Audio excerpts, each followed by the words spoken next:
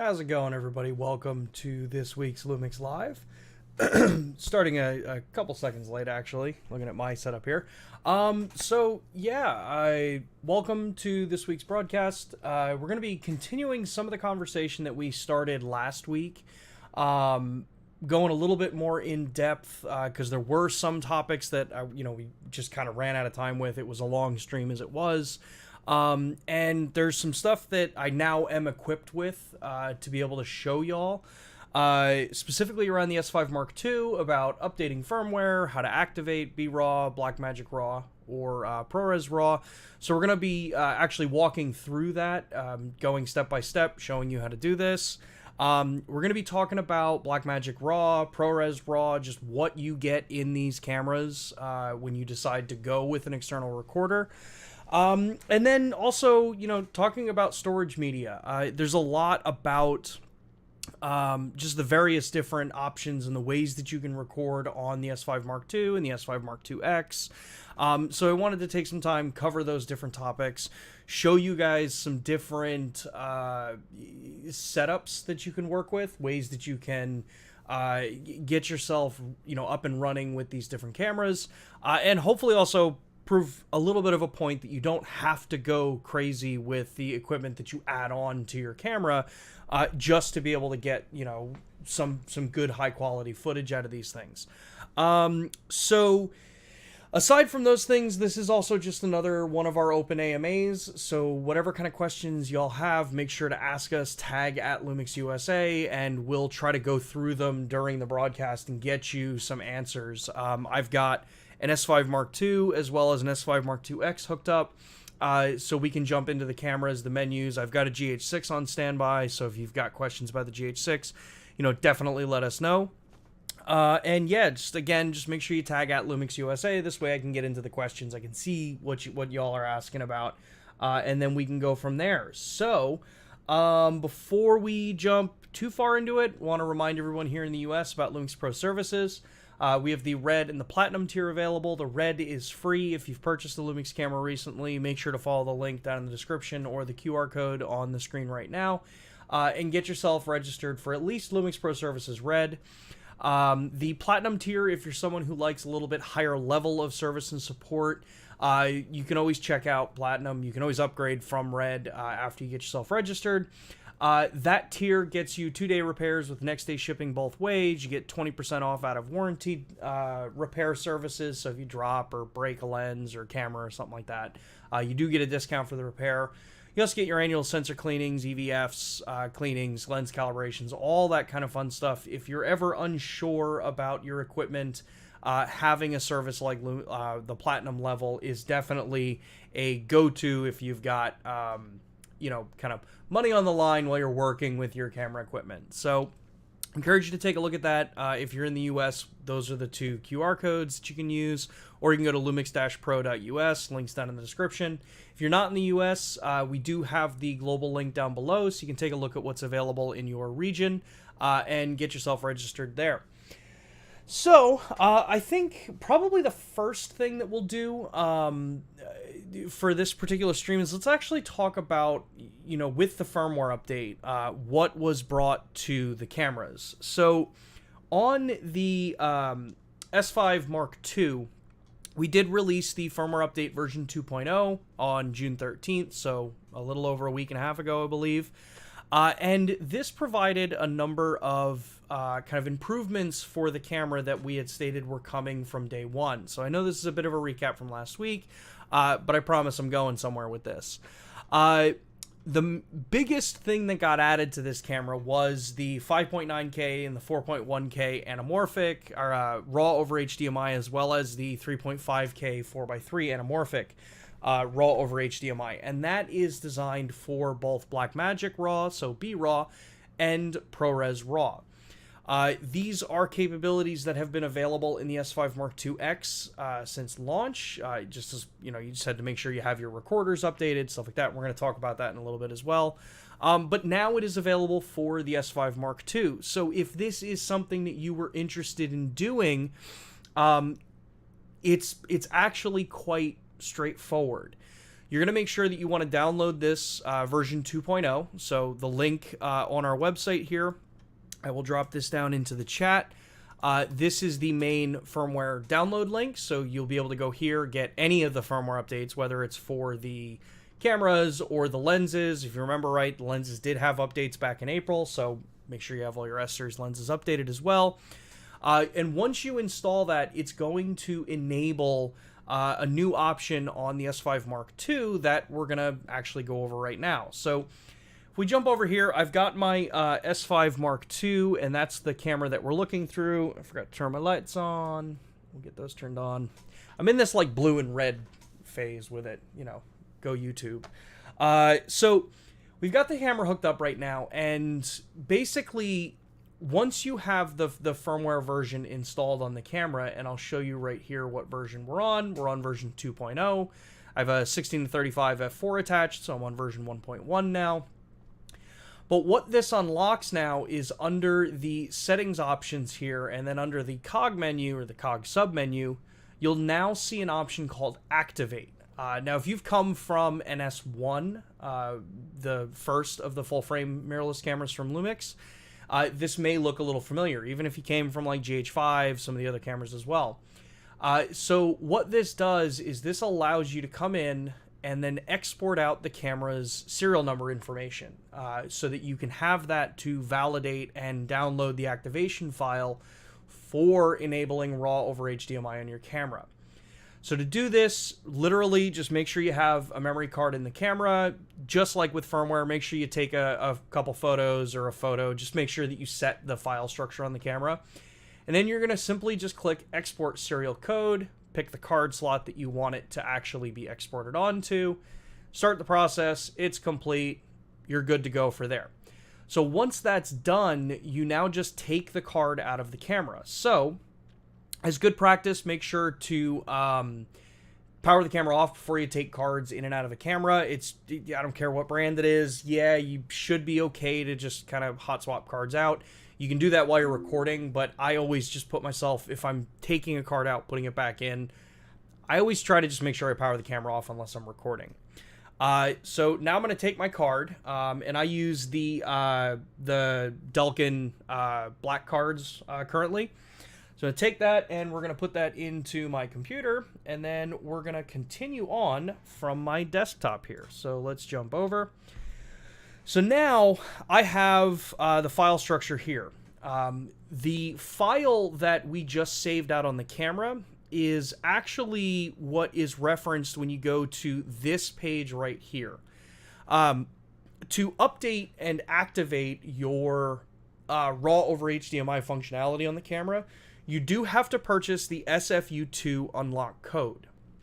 So the S5II unlock code is going to be shipped out to you from the dealer of your choice, whoever you pick it up from, and it will be a code that you will have and you will need to enter into the website. So these instructions in the website are included. It does tell you to come to this website, but for those that want to just kind of make yourself ready, S5II unlock page, I will drop it in the chat here.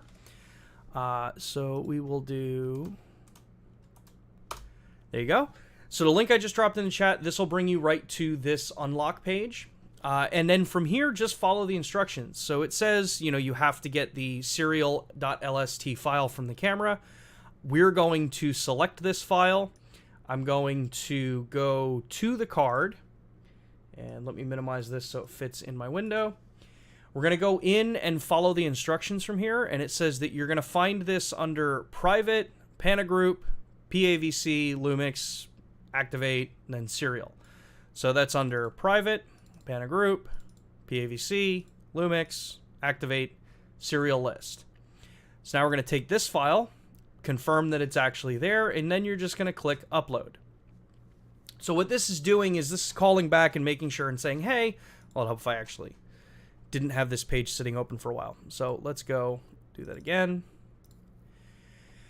What this is going to do is this is now taking that, it's confirming the serial number, bringing it online, and it's now saying, hey, okay, this is a valid serial number that has an activation capable for it. Now you need to enter a code that you purchased to be able to enable the RAW over HDMI functionality. So I have a code, but I am going to cut away real quick. And what I'm going to do is I'm going to punch this code in here, and then you're just going to click upload. So while I go back to my main camera, let me punch my code in. Let's click upload. Give this a second as it adds in here. Then now it says that this is active, ready to go. So you're going to click save on memory card. And we'll go back here to show you what that looks like. Save on memory card. That page is now moved to the new one. And you now have active.lst that is tied to the serial number of the camera that we're using. And you're going to save it onto the actual camera. So we're going to go into the same folder that we were in. So we're going to go to private, Pana Group, that, LUMIX, activate. You'll see serial here, and then active.lst. Save that file to the memory card. Now it's saved. This is a part that's actually pretty good practice to get into, is take both the serial and the active file that were stored and created for the camera and save them elsewhere on your computer so that you have a backup.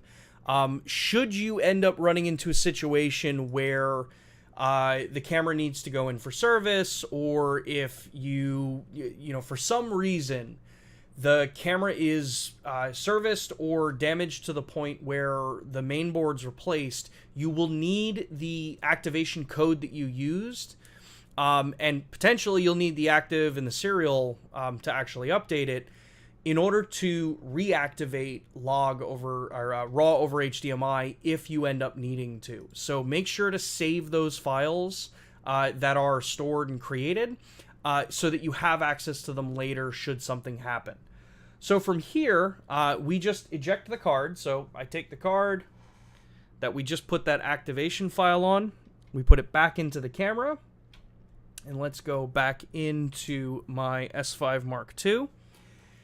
And from here, now all you have to do to enable the RAW over HDMI functionality is go back into the menu, go back to that activate option here, and then import activation code. Pick the card slot and the card that you installed it on. Start the process. Function is now enabled. Please turn on and off the camera, or off and on the camera. And once the camera turns back on, now what you'll see is if you go into activate, activation list, HDMI raw data output is now active on this camera.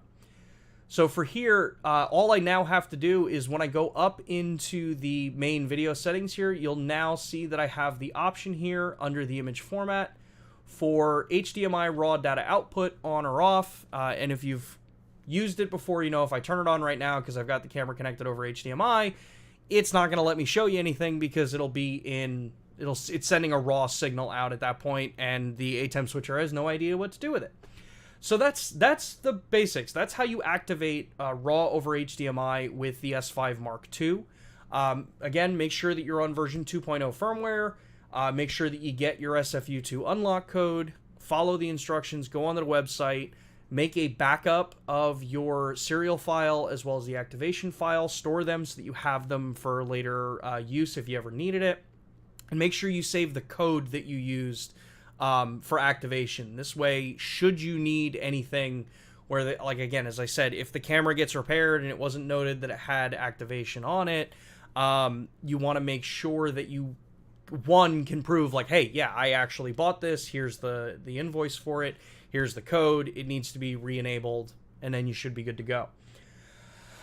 So cool. Let's take a look at some of the questions that came through while we were doing that. So John asks, is it possible to do a quick run through on how to load and use LUTs for photography? Yes, definitely. I will run through that in a moment. Chris says, recording in ProRes, not RAW to the Ninja. Can I get a 3.2 or 4.3, or is that always going to be a 16:9 image? Only in RAW you get 3.2 or 4.3. Yeah, Chris. So because of the video standards that are set by the HDMI organization, or HDMI, video that goes over that pipeline is either Cinema 4K or UHD 4K. Those are the communicated aspect ratios that are validated and authorized through a video pipeline over HDMI.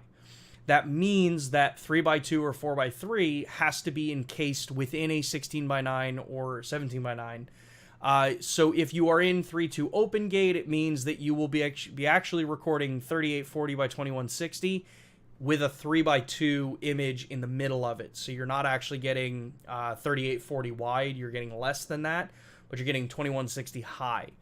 That is not something that's within our control. That is the HDMI's image standard. So unless the HDMI association decides to change these kinds of things, and then obviously making sure that video processing pipelines are enabled and recorders and all that kind of stuff can view those aspect ratios, that's just how it is when it comes to HDMI. With RAW, it's getting around this because of the fact that RAW data is literally only sending data over HDMI. It doesn't have to follow the same visual, like video communication lines. It has to follow the same frame rates, so 24, 30, or 2398, 30 frame, 60 frame, 120 frame. Those are all the frame rates that are basically validated and approved and can be used over HDMI. So any of the aspect ratios and stuff like that, you can get around that because you're only sending data over a frame rate, basically. So if you do need 3x2 or 4x3, or honestly it's just 4x3 for RAW over HDMI at this time, you will have to use Blackmagic RAW or ProRes RAW through the HDMI RAW data output on any of these cameras. Matt says, is 3.2 open gate mode available when shooting BRAW on the video assist, or is it limited to internal recording? 3x2 open gate is limited to internal recording at this time. I do not know if there are plans to bring 3x2 open gate over HDMI. What I do know is that as it sits now, the 5.9K, which is 17:9 full width of the sensor, or no, that is 16:9, I believe.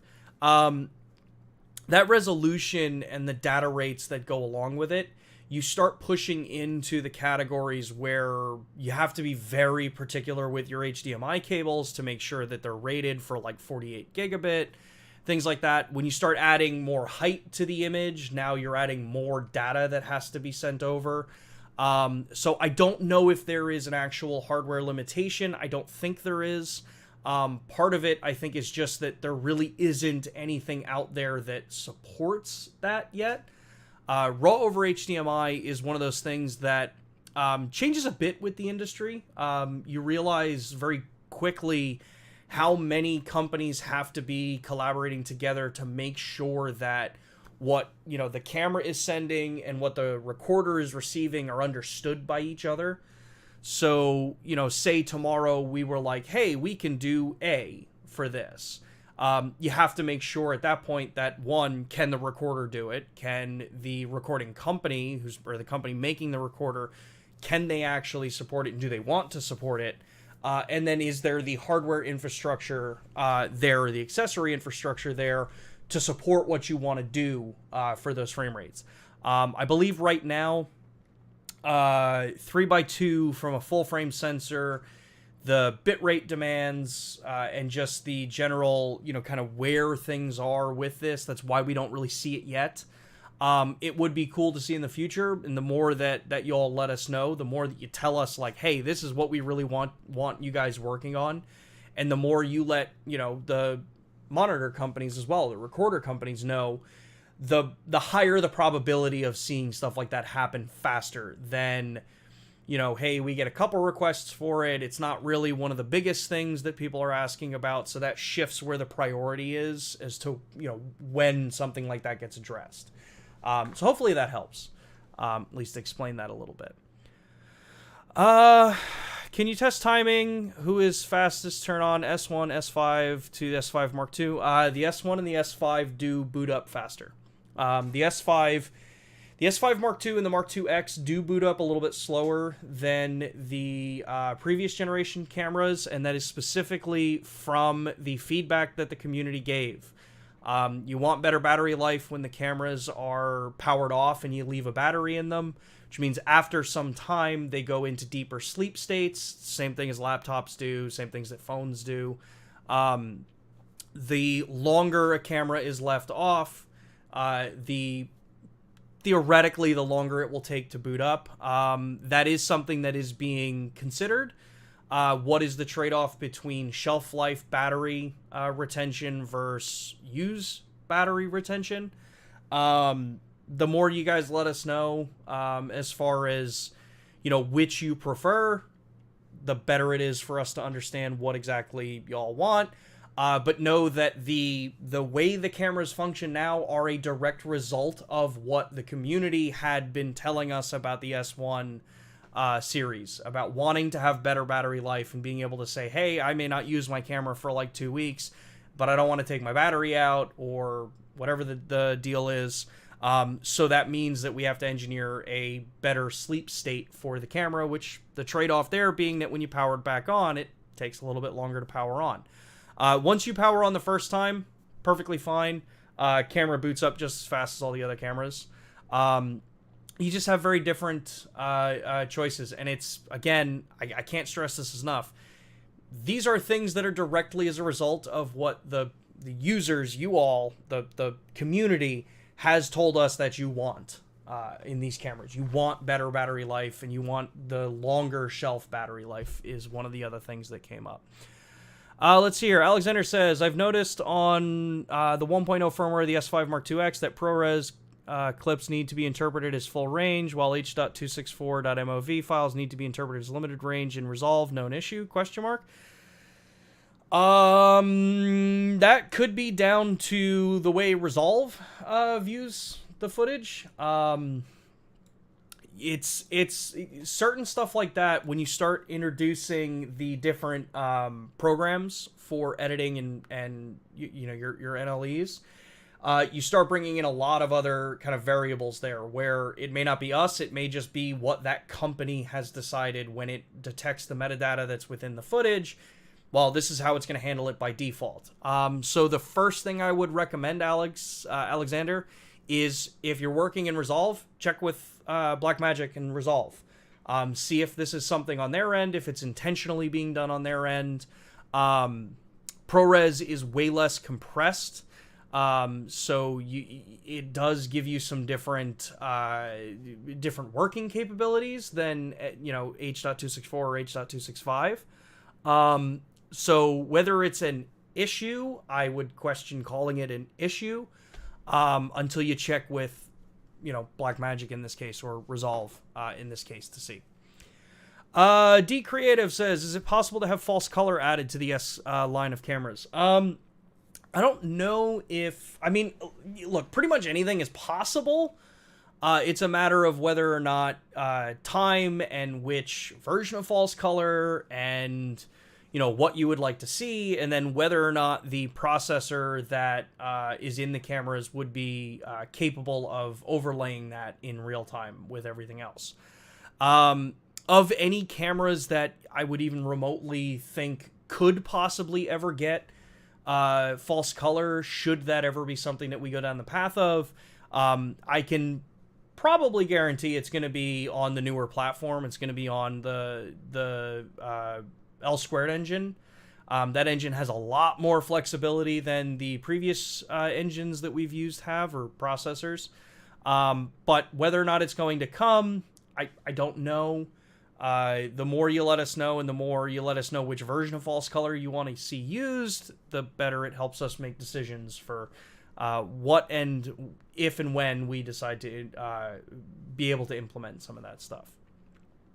Tommy says, sometimes half pressing the shutter changes exposure of the display and makes the shutter and f-stop indicator blink red. Is this meant to advise more or less exposure? Can it be turned off? So, if you are half pressing the shutter, there's a couple things that go on. Phase detect autofocus systems and contrast-based systems love the most amount of light you can possibly give them to focus fast and accurately. With our system, when you half press the shutter, a couple things happen. The preview exposure changes because what it's doing is it's now opening the iris up to let as much light in as possible so that it can focus fastest, get to that point, lock in, and then when you half press the shutter, once it's done that, it drops back to the exposure that you set in the camera. If you see the f-stop and shutter speed blinking red after it's focused, especially if you're in single autofocus, SAF is where you see this often. If it is still blinking red, it means that you have an incorrect exposure based on the ISO value or what you've set in comparative to the meter that you've got the camera set up to. So whether that means that you have to overexpose, or you're overexposed or underexposed, is going to depend on the scenario that you're in. So if you look at the bottom of the camera here, I have my exposure values here. So if I change my ISO here, let's just change this to 4000. I'm at 180 degree f4, so yes, I'm in video. But if I come in and change this actually, so we'll change this into... let's change this into aperture priority just so I can show you this. If I'm sitting here and I start to change my exposure value here because I want to do it visually, you'll see that the meter is telling me like, hey, you're at 0 exposure, you're at -1 exposure, or you're at +1 exposure. Those values there are specifically telling me how over or underexposed I am. If I am in the photo mode and change the camera into that, if I set my exposure incorrectly based on the image here, so say I've got 13 seconds at f8, my exposure is telling me I am over +3 exposure on this. And of course, I actually pressed the shutter, so this is going to take 13 seconds. I'm just going to cancel that quick. So right now, if I half press, you'll see now I'm blinking, and it's saying 13 seconds at f8. Well, that's not a proper exposure for what my meter is set up to tell me. First indicator is that in the middle it says +3, means that I am more than 3 stops overexposed here. So if I change my shutter speed, you'll see that it goes to let's bring it down to 1. If I half press the shutter again, you'll see that it's within 3 EV. If I change this up to 2, now it's warning me like, hey, you're over 2 stops exposed. And this works the other way too. If I bring this up and I bring myself to where I'm underexposed by 2 stops, it tells me again, hey, you're underexposed. You should be looking at what your exposure is. If you're doing it intentionally, if you are setting your exposure to a specific value intentionally, you can ignore that. If you are not doing it, if you are trying to use the meter that's built into the camera, that warning is telling you, hey, you're not following the meter, something's up, you should be checking your exposure.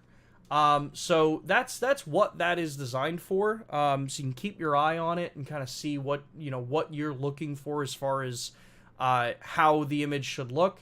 It isn't really something that can be turned off. You can change the way the meter looks on the camera.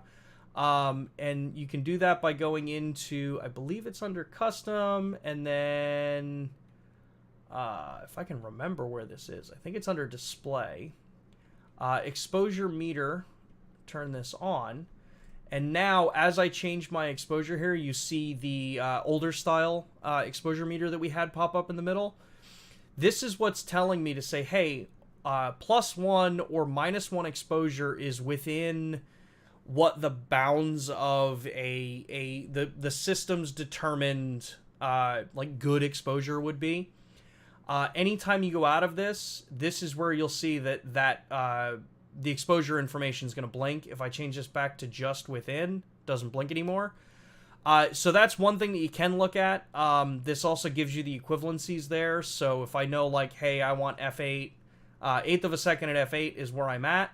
I know that I can get the same exposure if I shift some of this around to match these numbers up. I know where I can get my look to go. So it's just another tool for helping you judge exposure if you're not using things like waveform, vector scope, stuff like that.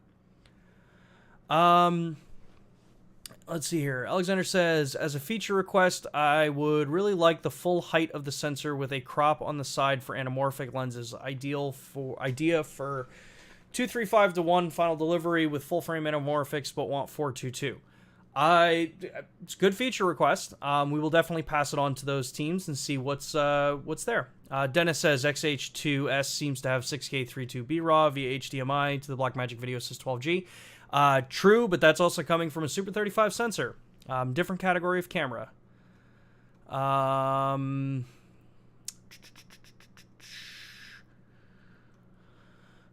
Do the different LUMIX cameras have known HDMI latency? Is this searchable by model?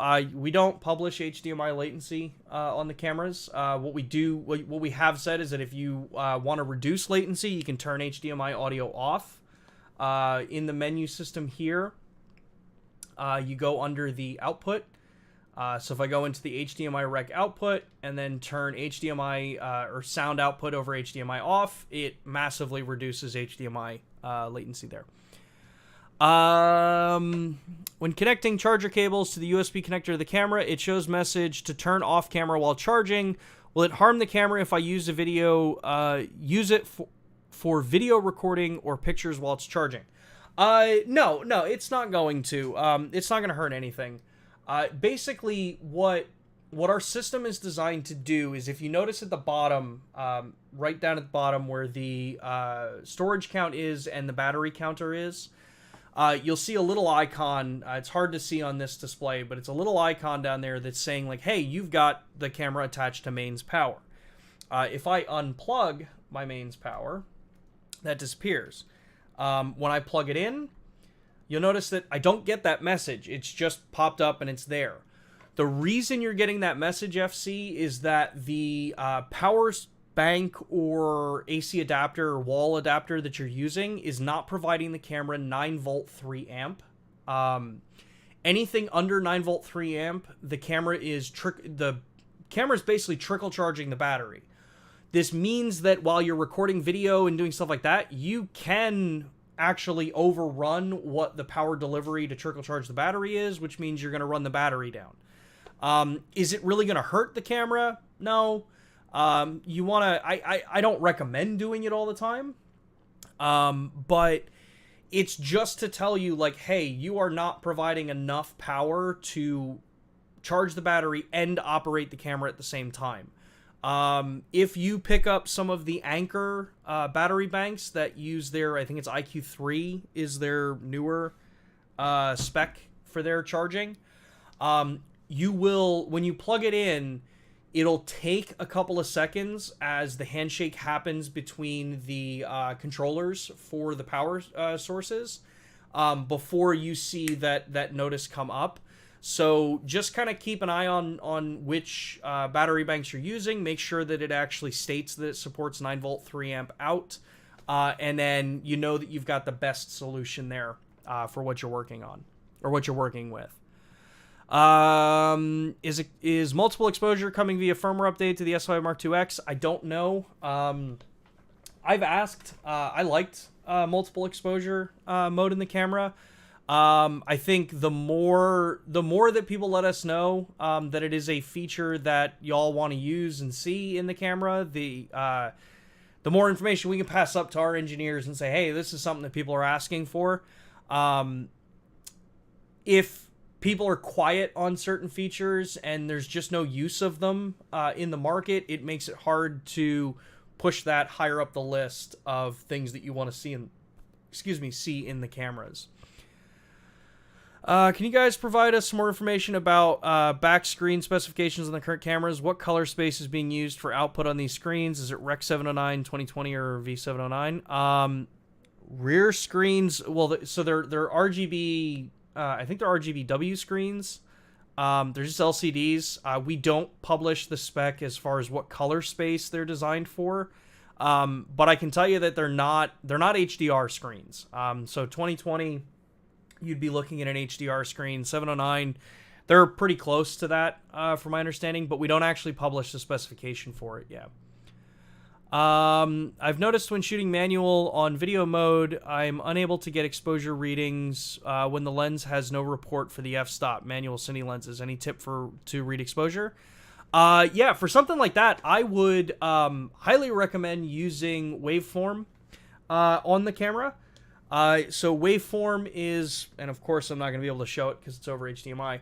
Waveform will let you be able to actually see where in the image your exposure is set to, so you'll be using things like if you're in Vlog, you know, making sure using a gray card or a video tool like this, making sure that your gray is set to 42 IRE, stuff like that.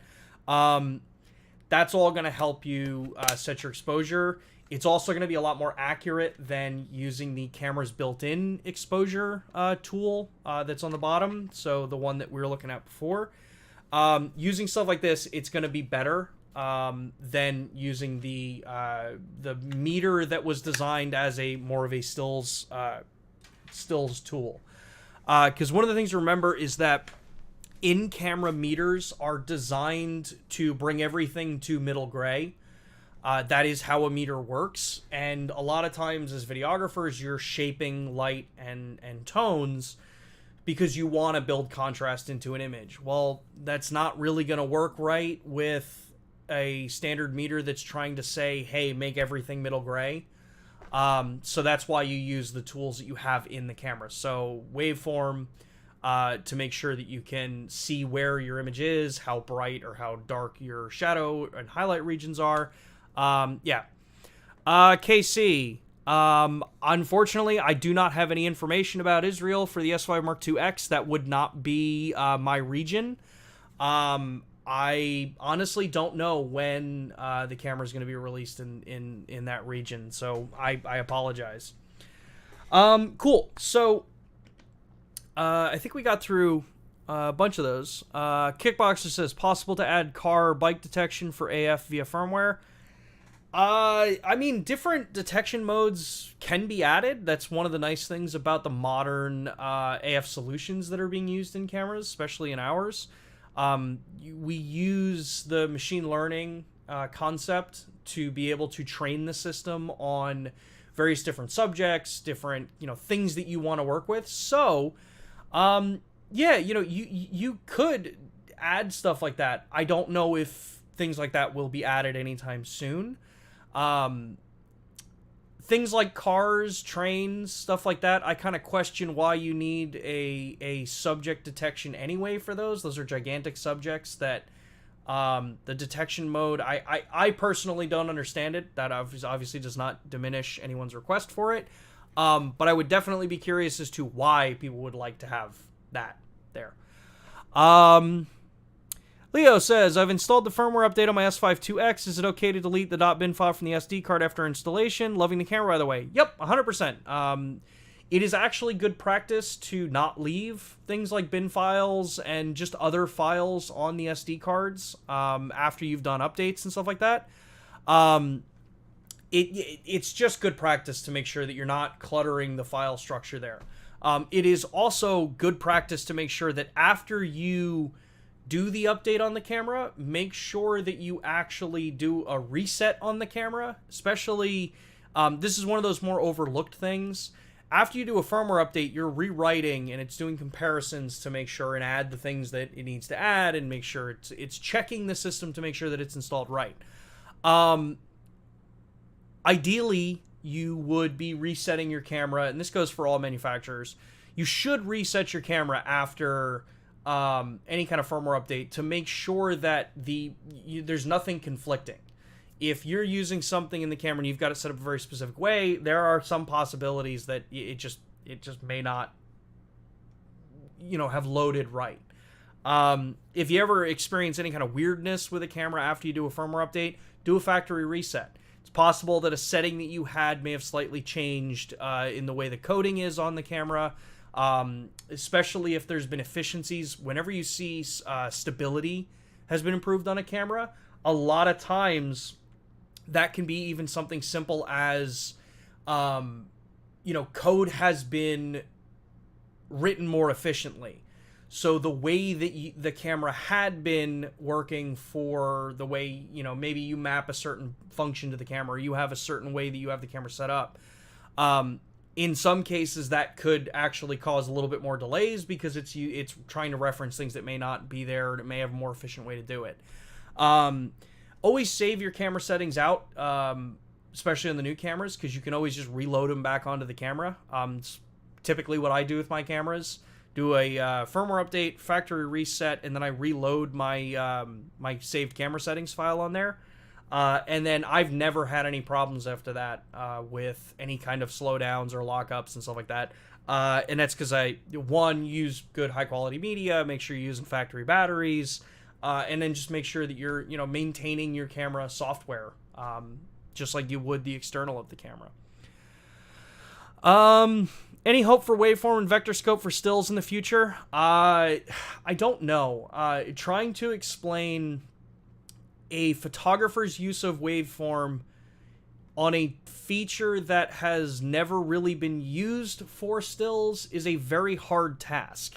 The more, and I know I've said this a lot this stream, the more all of you let us know that, hey, I want waveform for stills capture, the easier it makes a job like mine to be able to pitch that to the engineers to say, hey, this should be enabled for stills as well because X, Y, and Z. This is why it's useful. It's one thing if I say it. I hopefully, as many of you recognize, I am on your side with things that, we want to add to the cameras wherever possible. Sometimes I may not sound that way, but truthfully I am. I want as many things in our cameras as possible. But I also know things that about our cameras that people don't know.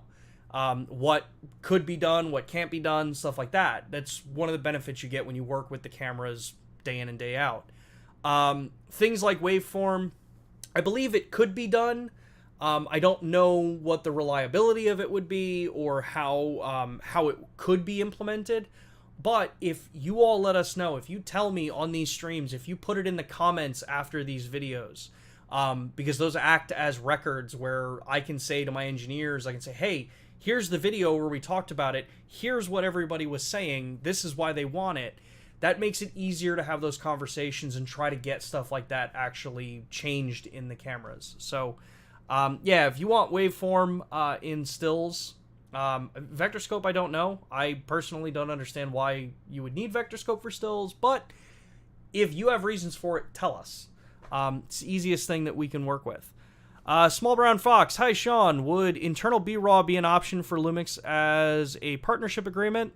No clue. That kind of stuff is so far above, honestly, anyone that you speak to at a company, at a camera company, if you see us at trade shows, if you see us like this on LUMIX Live, certain questions like that involve, hey, partnerships between companies, high-level stuff, that's going to be a well above anyone that you're actually ever going to speak to in a company.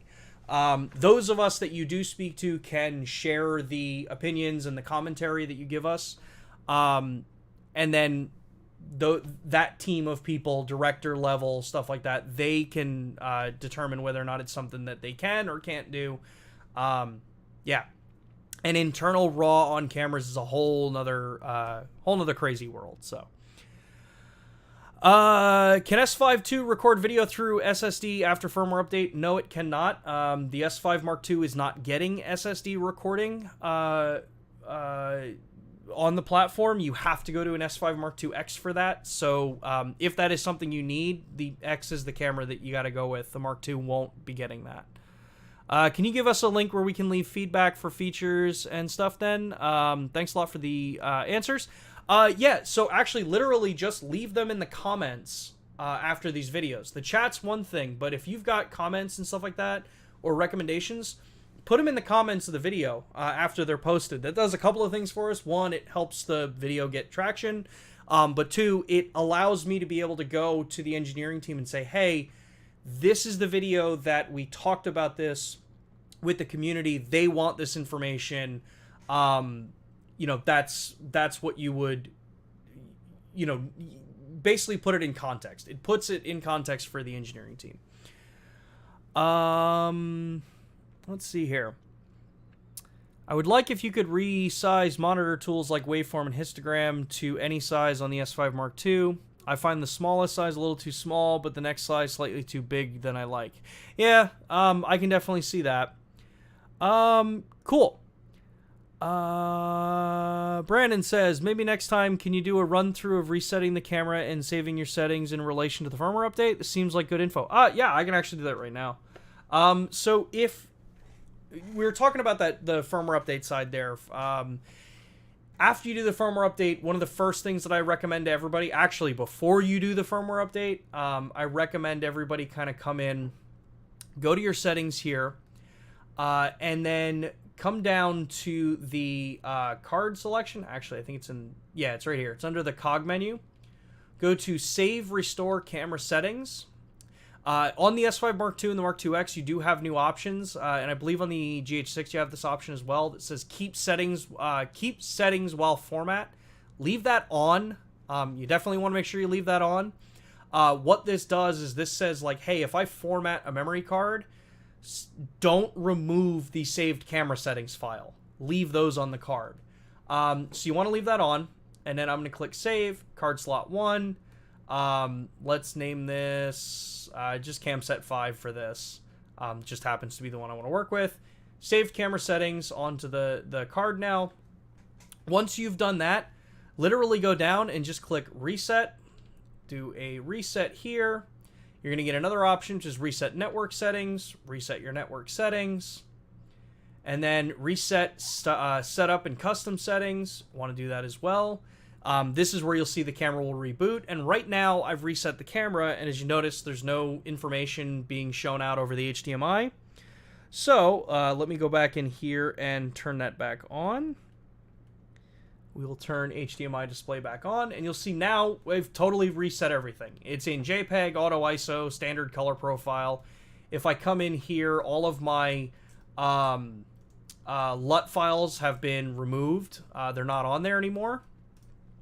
So, what a couple options you can do from here is just go back into the main settings, go back into that Save Restore Camera Settings file, go Load, card slot 1, and I want to take the one I just created, which was camset 5. Once I click that, loaded, the camera settings now loaded. When I half press out, you'll see I'm back to what we were looking at before. This makes a good, actually, segue into, since I've got it on screen here. Before I talk about the LUTs and loading them and how that kind of stuff works, I want to actually talk about what you see here. This particular accessory that I finally have for my S5 Mark IIX. This is the new Kondor Blue SSD handle. I've talked about it a lot. I know I probably sound like a shill at this point for the products, but that's kind of what happens when you actually enjoy and like a product. And as full transparency, I purchased this. This is my handle. I spent my money on it. That's how much I love this product. This handle allows me to take the SanDisk ProBlade SSDs and store them in the grip so that I can use them as my media storage for both still and video functionality. What's kind of cool about this is, and let me actually change here so I can bring it up on the main camera and show you. What's actually kind of cool about this handle, personally, I'll put this back, is that it ships, it's got a pretty solid little setup here. You've got a NATO rail on the bottom, so I've got the ability to shift, how far forward or back I want the handle to sit. It's got a lock on the back, so this can't come out unless I actually take it out of there. It's shiftable so that I can have my handle mounted vertically or as a top handle. But again, it's just that this handle allows me to have my SSD storage in the actual handle itself, so I'm not having to rig up something on the side of my camera anymore. They make the USB-C cables that allows me to get a right angle connection into it, link it onto there, and I use it as a side handle because I want access to the top quickly, and then it also keeps my cabling nice and short. So if you've been looking for a sleek SSD solution for the Mark II X, I can't recommend this enough. It's a NATO connection on the bottom here, so whether or not you're using a Kondor Blue cage, which personally I don't use a Kondor Blue cage, I have a small rig Black Mamba on my camera. It does have the NATO rail on the side, but if I wanted to mount it up as a top handle, I could always just get a small little top NATO rail piece so that I can mount it on there and mount it up as a top handle if I wanted. But the reason why I like this is specifically because for a long time I was using one of these. I was using one of the SanDisk or the Samsung T5 drives, and obviously, if you've been looking for them, you know that they're getting harder to come by. And the mounting solutions for these have not ever really been that great, in my opinion. You've got stuff like, you know, these little holders from SanDisk or from Small Rig as well. They're just little spring clamps that can hold, you know, your drive on the camera, and that's fine. But you now have just this extra bulk on it, and it's an extra piece that's now bolted on. You can't really, you know, grab onto it. It's not a handle. It kind of just makes the system a little more kind of difficult to work with.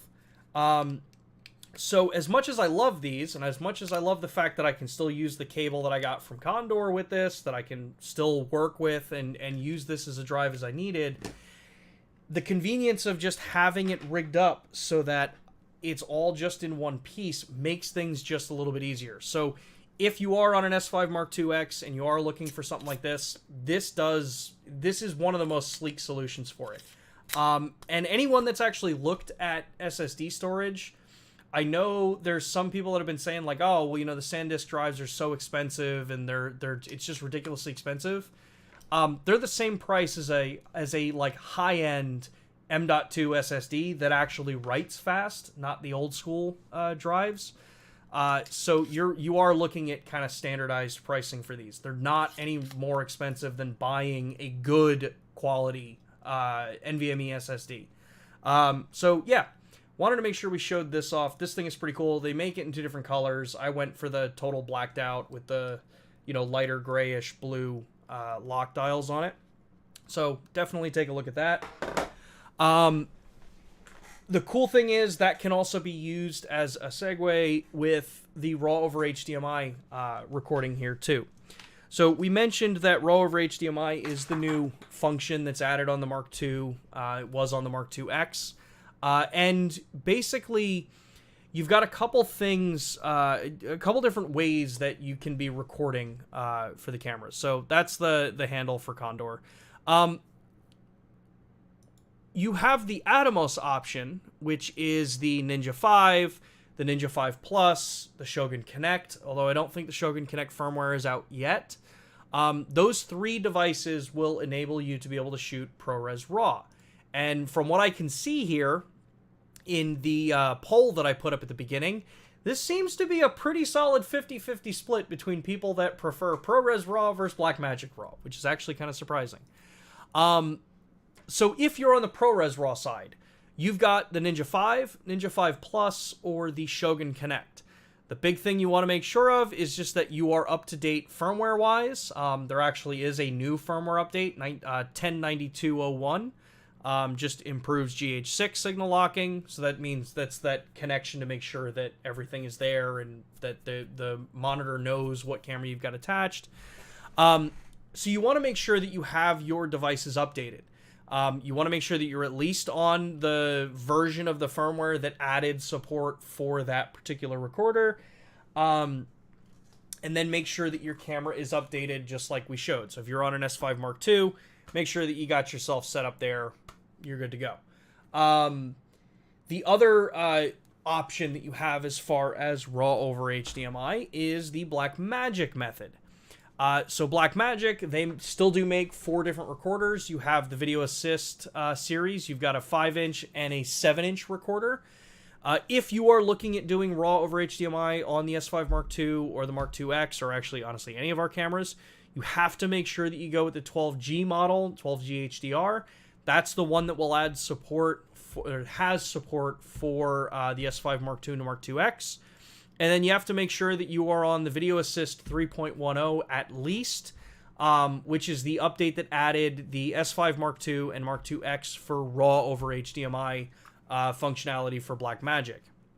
And the reason why I said this was a segue is that because the handle from Kondor is just a simple USB USB-C connection on the front of the handle here, this means that because the Video Assist, for those that work in Blackmagic and like this, you know that you do have the ability to record right to an SD card for your Blackmagic RAW, but the Video Assist also does have an SSD out. So again, instead of having to like tether a SSD onto the monitor and then kind of figure a creative way and creative solution to mount it up there, or come up with a solution that blocks the fan that's in the middle of the piece back here, I can use this, mount it onto the camera, and literally just plug the SD right into this, and this will work as well. This will get me the ability to use the NVMe drive that's in the handle, record from the Video Assist, and then you're good to go. If you end up wanting to offload the footage, you can either just take the handle off. This acts as a drive as well, so I can plug this direct into the computer and I'm good to go. Or I can just drop the mag out of it, put it into a reader, and all my footage is there.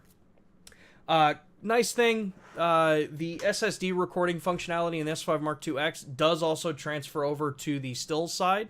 So if you are a still shooter, you can also utilize SSDs for your storage there. I often do now because I just leave the handle attached and flip between photo and video. And I record to much more cost-effective media than an SD card at 1 terabyte or a CF Express card at 1 terabyte. So yeah, you've got tons of options there. Let's see here. Can you show how to turn on battery remaining on S5 Mark II or Mark IIX? If you're looking for percentage remaining, the S5 Mark II and Mark IIX do not have the battery percentage remaining. The battery and the camera have to have a specific chip in the actual battery itself to report that kind of stuff, so it doesn't have that. Let's see here. I'm considering adding S5 Mark IIX to my setup. Can I copy my settings from my S5 Mark I over to the new camera, or will I have to start over? Unfortunately, D-Creative, you do have to start over as far as those settings go. And it's because of the fact that, well, kind of like we were talking about before, you know, when we're saying, like, after you do a firmware update, firmware is different between cameras. Even if you're on a Mark II to a Mark IIX, they are different. There are hardware identification differently as well. So what that means is that the settings that you have in one camera just aren't compatible with the other because of the way that they're working. If you do want to basically have all your stuff set up, you do have to reset it up and then save those camera settings out for the new camera. Let's see here. Dennis says, for everyone using Resolve, I can highly recommend the Blackmagic Video Assist 12G in shooting B-RAW. The quality since the S5II is great. In B-RAW, for the first time, more detail than internal recording and no artifacting. Okay. Yeah, for people that want to work in a RAW workflow, there have also been other improvements with the update for Resolve, as well as on the new platform, on the new L2 engine. That does give us also a little bit more control as far as what you can do with the raw footage in a program like Resolve. And even if you're a Premiere user, Blackmagic RAW works nicely in Premiere as well. Let's see here. Small Brown Fox, why can't you add the Pro Blade to a small grip that screws on the bottom of the camera with no wires? In order to do something like that, the camera would also have to have communication ports for data like that built into the bottom of the camera. There are connections on the bottom that are used for, you know, shutter, ISO, aperture, the control dial, stuff like that. I do not believe that data can go through that way. So, yeah. Can you show us how to record Blackmagic RAW on the Video Assist, please? I can kind of show you. Because I can't HDMI output while I'm doing this, I will have to show you the monitor here, and hopefully it's not too reflective to show you. But I should be able to. While I'm getting that set up, let's see here. Can we purchase the option to enable SSD on the S5 Mark II? No, the S5 Mark II is not going to be getting SSD recording. So if that is something you need, you have to go to the X. When we first launched the cameras, that was one of the things that we had pointed, that if you want SSD recording, the X is the camera you got to go with. That's why we announced them both at the same time. All right, let's see here. Let's go back into, nope, let's go into this. Okay. And then one of the other one, could you please tell me if the GH6 is indeed 14-bit in photo mode? If so, where's the documentation on that? I don't know where the documentation is, but it's actually a 16-bit container on the GH6. From a stills side, the GH6 is a 16-bit container for your files, which means they could be 14-bit, they're 16-bit. It depends on the scene. It intelligently uses the right number of bits based on the dynamic range and the noise floor that you have in the camera. So, yeah.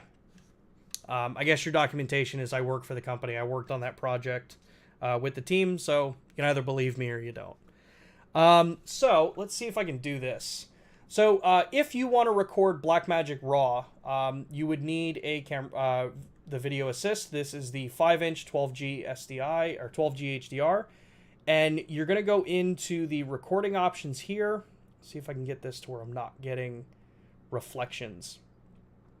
And then you're just going to basically tell it that you want to go to Blackmagic RAW, and then you have an option for constant bitrate or constant quality, and then you have the various different compressions and the different compressions available for you. That's all you need for it. Once you plug the HDMI in, and then on the camera, actually just come in and say, under the video options here, go down and turn HDMI raw data output on. When you connect the recorder, it's going to know, hey, I'm receiving a raw signal.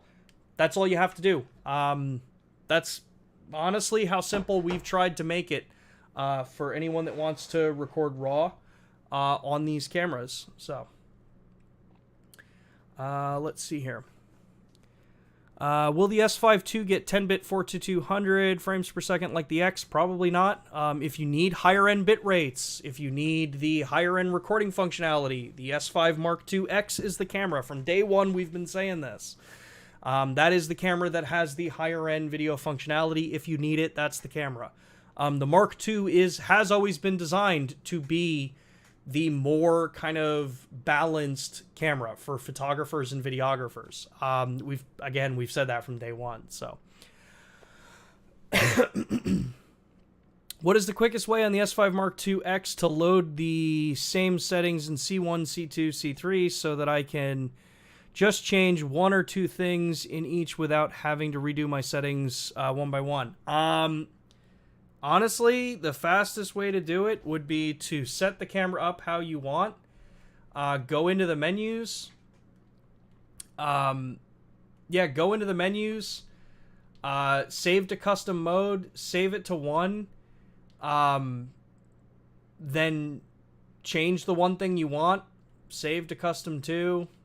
Change the other thing you want. And then save to custom 3. That's probably the fastest way to do it. Because you do... when you do change settings, when you do store custom settings, you do have to have the camera set up in the mode that you want to have get saved onto that particular point. So, yeah.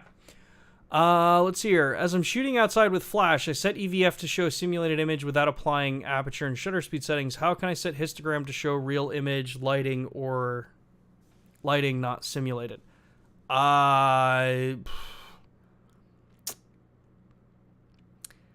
As I'm shooting outside with flash, I set EVF to show simulated image without applying aperture and shutter speed and speed settings. Okay. So you're using constant preview.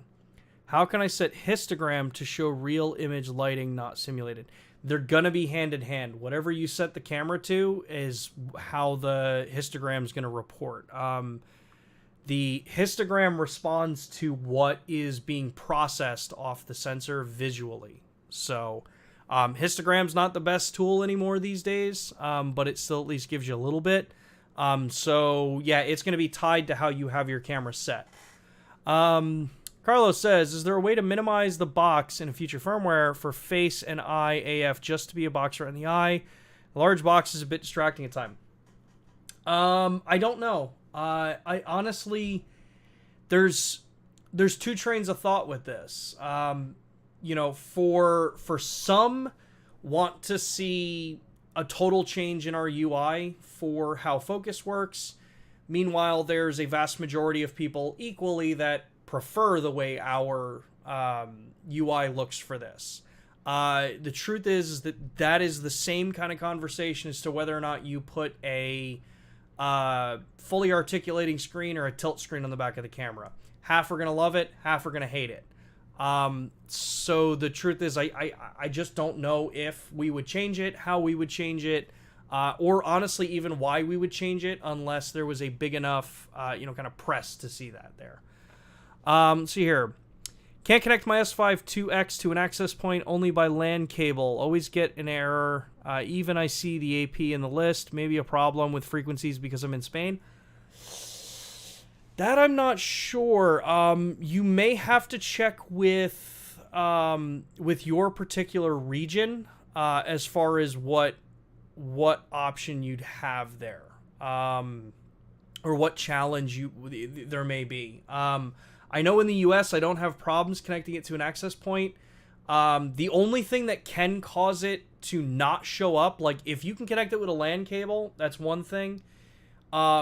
If your access point gates wireless connections, or your software on your computer is gating a wireless connection, that could be why you might not be able to see it. So I would check some of that stuff. Make sure that the IP address is being assigned properly. Make sure the subnet is being assigned properly. Those are the things that you will probably need to see to understand whether or not if it's a Wi-Fi based issue, if it's an access point issue. That's a little bit challenging to figure out while we're here. Small Brown Fox, CineDNG, possible for LUMIX or not? I don't know. CineDNG, maybe it's possible. Would you see CineDNG come out in a camera these days? From us, probably not.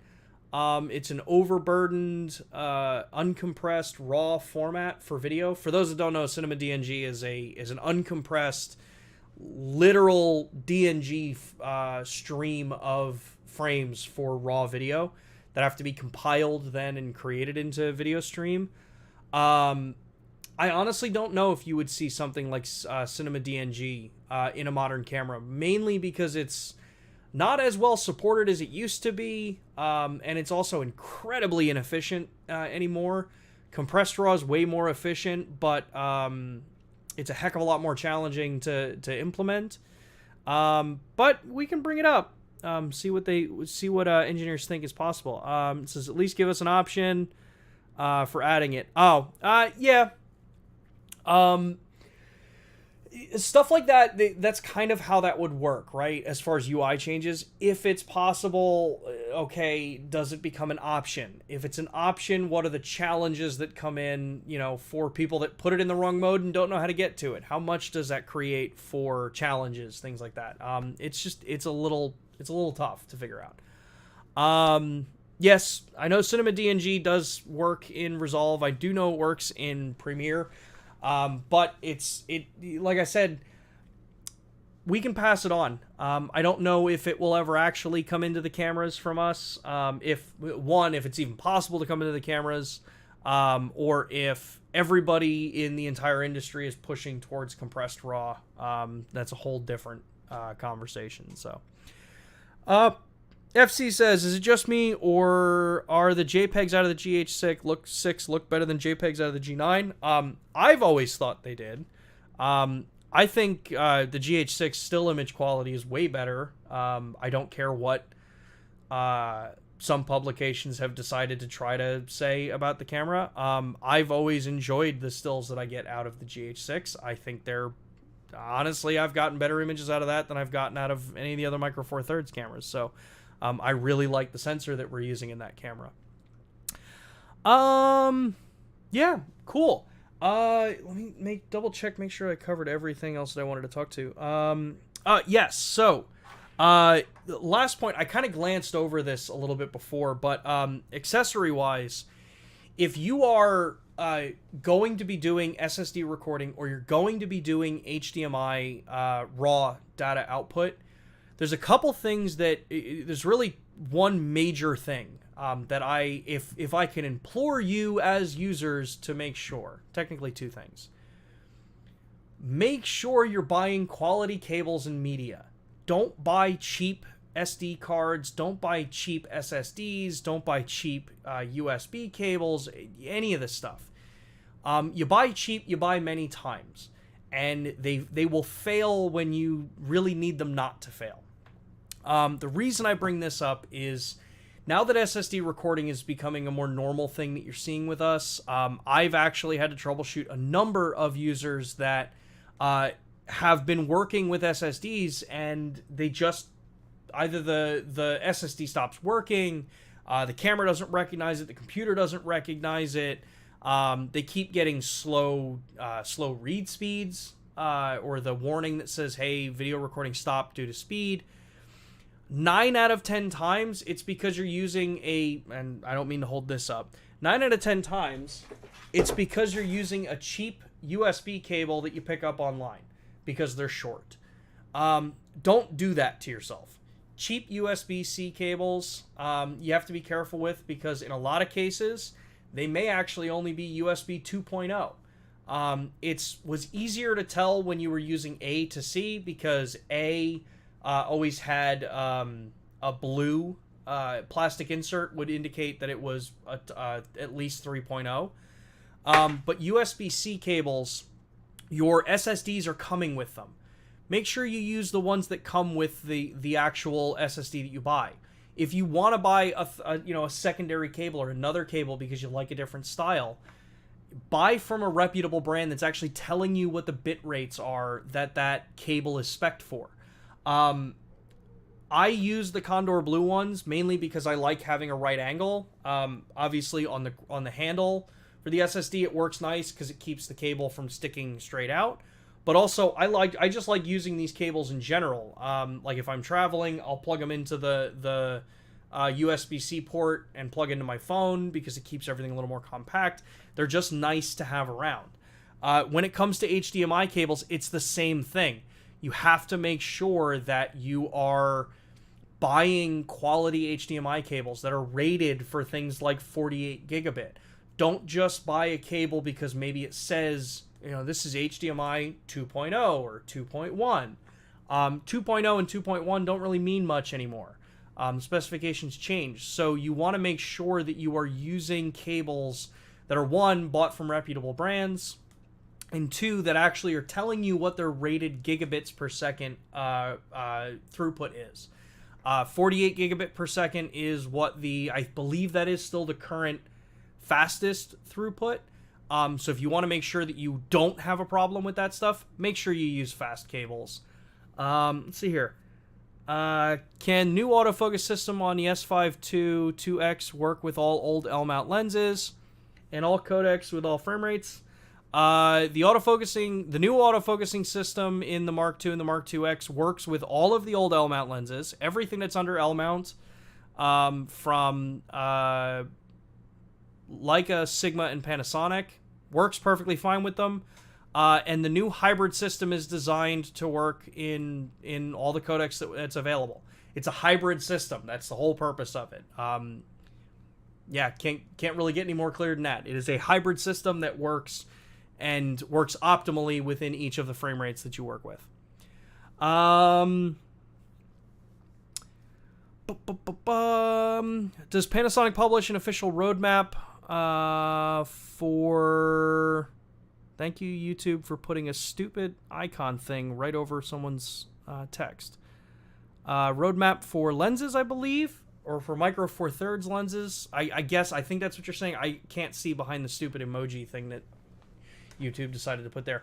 I don't think we have a purposely or a published roadmap. Yeah, for micro four thirds. So at this time, there's not really much I can say because we don't have anything published about what's coming specifically for that stuff.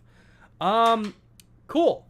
So actually with this, we're at 2:15 down here. I do actually have to end the stream, unfortunately. I would love to go for another half hour, kind of like we did last week, but I unfortunately do have another meeting I have to jump to. So thank you all. Thank you everybody so much for tuning in and asking all those awesome questions and checking out some of the cool stuff that we've got here. If you're curious about any of the products that I showed, they're all from the major manufacturers there: Kondor Blue, Blackmagic Design, Atomos, Small Rigs, The Cage, SanDisk for the SSD. Take a look at their sites. We have all that kind of information. They have all their information. And yeah, I will be back again next Thursday at 2 p.m. Eastern time. If we missed your question, or if, like was said earlier in the stream, if you have recommendations for future things you want to see in the camera, make sure to leave a comment in this video after it's posted. That one, it helps the algorithm, it helps us build relevancy, gets more people to see the video, but also it acts as a tool for me to be able to go to the engineering team and say, hey, here's the video, we talked about it, here's the comment that people were asking, please take a look. So thank you again all so much. Hope you have an awesome rest of your day, awesome rest of your weekend, and I will see you all next Thursday, 2 p.m. Eastern time, right here on LUMIX Live. Later.